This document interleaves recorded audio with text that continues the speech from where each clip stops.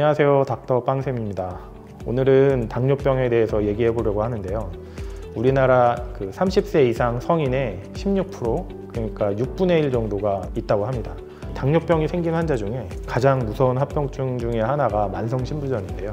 이 만성신부전 환자가 당뇨병 환자 중에 약 15% 정도가 나중에 만성신부전으로 진행한다고 합니다. 당뇨병 환자들이 만성신부전으로 가지 않기 위해서 여러 가지 노력들이 필요합니다. 그래서 당뇨병 환자가 만성신부전 환자가 되지 않기 위해서는 늘 관리를 하셔야 돼요. 당뇨만 계속 체크하셔서는 만성신부전으로 진행하는지 안 하는지 알 수가 없어요. 여러분들이 병원에서 피검사를 한다든지 소변 검사를 한다든지 할 때 꼭 신장 기능과 그다음에 단백뇨가 있는지 또는 알부민뇨가 있는지 이런 관리를 꼭 하셔야지 여러분들이 만성신부전으로 진행하고 있지 않은지, 또 만성신부전이 됐다면 몇 단계에 해당되는지, 단계별로 해야 할 치료와 또 해야 할 일들이 다 따로 있습니다. 그런 것들도 다 체크하고 있으셔야지 여러분들이 만성신부전으로 가지 않을 것이고, 또 만성신부전으로 가시더라도 더 나빠지지 않는 치료와 방법들이 있기 때문에 그런 것들 꼭 유념하시고 체크해 보시기 바랍니다.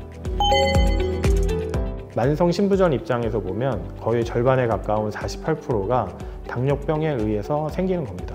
그래서 당뇨병을 치료할 때 만성신부전을 따로 떼어서 설명할 수가 없어요. 두 개는 같은 선상에서 얘기를 해야 하고, 당뇨병을 치료할 때는 만성신부전이 있는지 없는지 꼭 확인을 해가면서 치료를 해야 합니다. 일반적인 당뇨병 치료 외에 만성신부전이 같이 있을 때는 여러 가지 복합적으로 치료를 해야 하는 것이 있습니다. 당뇨가 있을 때는 당뇨병 치료제가 여러 가지가 있습니다. 당뇨의 분비를 늘리는 약이 있고, 작용할 때 당뇨의 감수성을 올리는 약이 있고, 계통의 약들이 여러 가지가 있어요. 근데 그 중에 만성신부전이 있을 때는 써야 하는 약들이 있습니다. 만성신부전이 있을 때 우선순위가 생기는 이유는 뭐냐면, 만성신부전이라는 거는 신장 기능이 떨어진 거를 만성신부전이라고 하잖아요.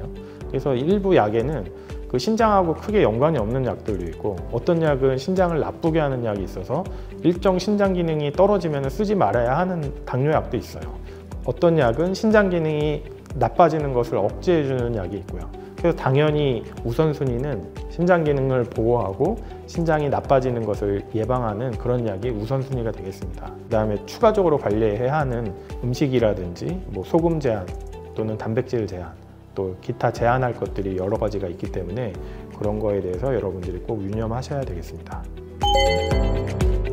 어떤 의사들은 당뇨병은 혈당을 치료하는 병이 아니고 당뇨병에 의한 합병증을 치료하는 병이다라고 얘기하는 분들이 있어요. 당뇨의 혈당 조절은 약이나 인슐린이나 이런 걸 써서 혈당을 조절할 수 있어요. 이 약 저 약 써가지고 환자하고 잘 얘기해서 하면 되는데, 문제는 이렇게 치료를 해도 합병증이 진행하는 것까지 막을 수 없는 경우가 많이 있어요. 치료를 잘 못하기 때문에 합병증이 생기기도 하고, 최근의 트렌드는 젊은 나이에 생기는 환자들이 많고, 치료제라든지 건강검진 이런 걸 통해서 생존율이 굉장히 늘어나고 있잖아요. 당뇨는 비교적 어린 나이에 생기는데 생존은 길기 때문에 합병증이 생기는 확률과 또 기간이 그만큼 길어지게 되는 거죠. 그러면서 당뇨병 합병증은 점점점 늘어나고 있어요. 그래서 당뇨가 무섭다고 하는 이유는 이런 합병증이 굉장히 중한 병들이 많이 생기는 거예요. 지금까지 당뇨에 대해서 말씀드렸는데요. 말씀드린 대로 당뇨는 합병증도 많이 생기고, 또 그만큼 굉장히 여러분들이 치료하기도 어렵고 굉장히 관리하기 어렵고 평생 안고 가야 되는 병입니다.